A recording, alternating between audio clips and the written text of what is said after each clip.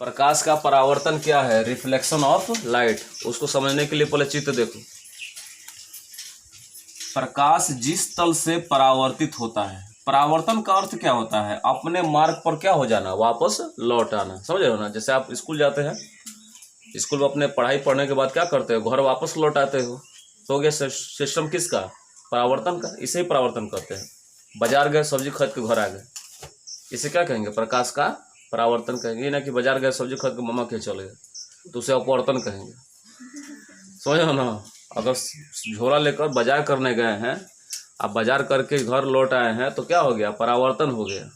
और यदि बाजार करके चल गए मामा के यहाँ, तो क्या हो गया? अपवर्तन हो गया। अपवर्तन पढ़ना आगे पाठ में।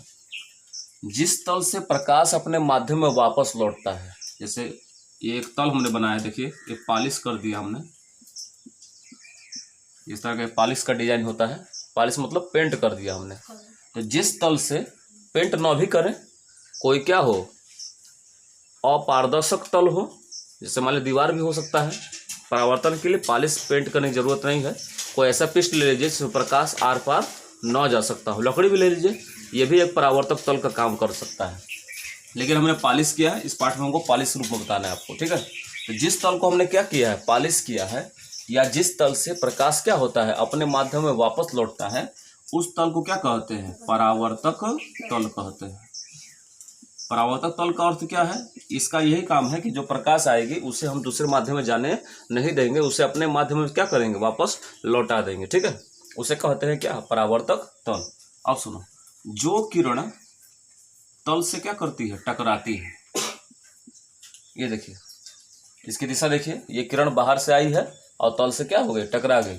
तो जो किरण तल से टकराती है उसको कहते हैं आपतित किरण। यानी गिरने वाली किरण को टकराने वाली किरण क्या कहते हैं? आपतित किरण। और यदि यह परावर्तक तल है तो किरण वापस लौटेगी निश्चित रूप से। तो जो किरण लौटती है उसको कहते हैं परावर्तित किरण। क्या कहते हैं?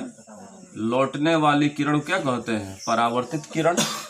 साथ साथ आपतित किरण और परावर्तन किरण के बीच का जो लंब होता है, ये जो लंब खींचते हैं बीच में, जो इसको दो बराबर कोण में क्या करता है? विभाजित करता है, उसे कहते हैं फिजिक्स की भाषा में क्या कहते हैं? अभिलंब कहते हैं। यानी आपने प्रकाश के परावर्तन में अभी मुख्य रूप से चार चीजों को सीखा, चार अवयवों को। पहला अवयव क्या है? प्रकाश का परावर्तक तल है। परावर्तक तल किसे कहते हैं? जिससे प्रकाश क्या होती है? टकराकर अपने माध्यम में क्या करती है? लौट आती है। उसे क्या कहते हैं? परावर्तक तल कहते हैं। जो किरण तल से टकराएगी उसको क्या कहेंगे? आपतित किरण। जो तल से टकरा कर वापस लौटेगी उसको क्या कहेंगे? परावर्तित किरण। और आपतित किरण और परावर्तित किरण के बीच का जो कोण होता है उसे क्या कहते हैं? बीच का जो अवलंब होता है उसे क्या कहते हैं? अभिलंब कहते हैं। समझे हैं यहाँ तक? अब देखिए यहाँ पर ये जो बीच का जो कोण है, ये वाला, इस कोण को कहते हैं आपतन कोण। कौन सा कोण? आपतन कोण। आपतन कोण क्या बता रहे हैं? आपतन कोण का संकेत होता है आई, याद रखना ऐसे। और यहाँ वाला जो कोण है, इसमें ये वाला, इसका जो इसके बीच में बन रहा है, उसे कहते हैं परावर्तन कोण। कौन सा कोण? तो आपतन कोण और परावर्तन कोण की परिभाषा क्या होगी? देखिए यहाँ पर, क्योंकि आई वाला जो कोण है जिसको हम लोग आपतन कोण कहते हैं, यह कोण इसके बीच में है, तो इसकी परिभाषा क्या होगी? देखो, आपतित किरण और अभिलंब के बीच का जो कोण बनता है उसे क्या कहते हैं?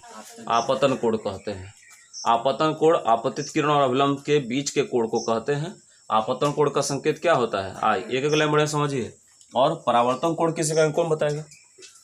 परावर्तन कोण किसे कहेंगे? तब अगर आपतित किरण और अभिलंब के बीच का कोण आपतन कोण है, इसका आई होता है संकेत, तो परावर्तन कोण का परिभाषा कौन बताएगा?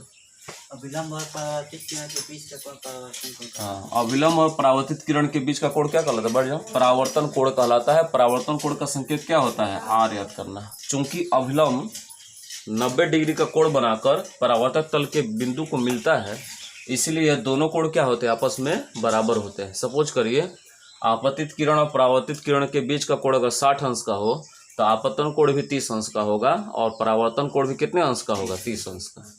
कोई दिक्कत इसमें है यहाँ तक? अब देखिएगा, प्रकाश का परावर्तन किसे कहते हैं, थोड़ा इसके बाद थोड़ा डायग्राम समझा रहे हैं, बाद में आप इसको लिखेंगे जी, ठीक ना। ये जो देख रहे हो परावर्तक तल, आपतित किरण, परावर्तित किरण, अभिलंब, ठीक है। और थोड़ा देखिएगा तो बढ़िया से लाइट ला देते थे बढ़िया से। आपतन कोण, परावर्तन कोण, अभिलंब, ये सब मिलकर क्या बनाते हैं? प्रकाश का परावर्तन बनाते हैं। ये इसके क्या है? अवयव हैं। जैसे सब्जी के अवयव क्या होते हैं? आलू है, प्याज है, मिर्चा है, टमाटर है। टमाटर तो पसंद ही आएगा खाने में, है ना। टमाटर सबसे ज़्यादा टमाटर से क्या होती है? पथरी होती है, ठीक है। ज़्यादा टमाटर मत खाओ, ठीक है ना जी। लहसुन ले लीजिए, लहसुन ज़्यादा पसंद मत करिए, कम लहसुन खाइए आप लोग। और उसके बाद मसाला ले लीजिए, है जी, तेल वगैरह सब ले लीजिए। ये सब मिलाएंगे तो क्या बनेगा? एक प्रकार का सब्जी बनेगा। उस तरह ये सबको मिलाएंगे तो क्या बनेगा? प्रकाश का परावर्तन बनेगा। तो प्रकाश का परावर्तन किसे कहते हैं? सुनो जी, वह प्रक्रिया जिसे प्रकाश क्या होगी? किसी तल से टकराकर वापस अपने माध्यम में क्या होती है? लौट आती है, उसे प्रकाश का परावर्तन कहते हैं, ठीक है ना। आएगी किरण, टकराएगी और अपने माध्यम में लौट आएगी, दूसरे माध्यम में जाएगी नहीं, ठीक है ना। प्रकाश जब नहीं करे, क्योंकि यह कौन सा माध्यम है? एक अपारदर्शी माध्यम है।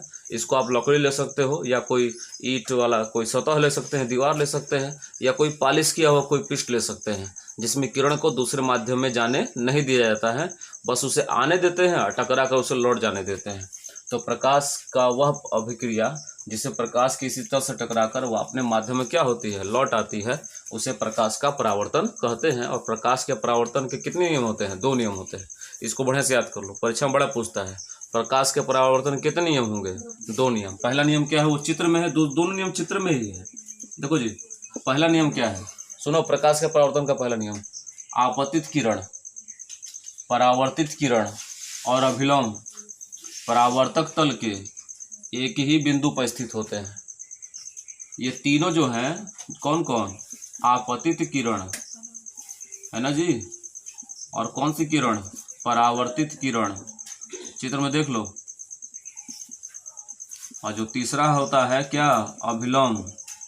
ये तीनों क्या होंगे? एक ही बिंदु पर स्थित होंगे, एक ही बिंदु पर। आप चित्र में देखिए, क्या एक ही बिंदु पर तीनों स्थित हैं? है जी, देखो ये हो गया आपतित किरण, और ये हो गया परावर्तित किरण, और ये हो गया अभिलंब। क्या अभिलंब और परावर्तित किरण, आपतित किरण सब एक ही बिंदु पर है। इसे क्या है, क्या कहेंगे? परावर्तन का प्रथम नियम कहेंगे। और सेकंड नियम क्या है?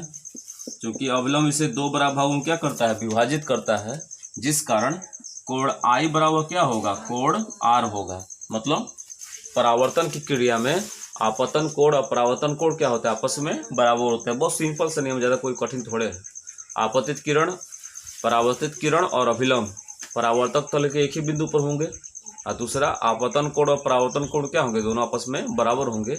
इन दोनों शब्दों को क्या कहते हैं? प्रकाश के परावर्तन का 2 नियम कहते हैं। इसको बढ़िया से याद कर लेना, परीक्षा बड़ा पूछता है।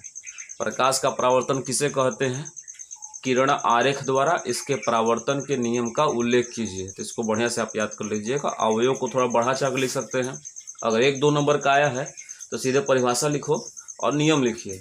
अगर 2 से 4 नंबर 5 नंबर का आया है तो अवयवों को भी थोड़ा बढ़ा कर लिखिए कि आपतित किरण, परावर्तन की अभिलंब किसे कहते हैं, परावर्तन कोण क्या है, आपतन कोण क्या है, परावर्तक तल क्या है, थोड़ा बढ़ा के लिखो।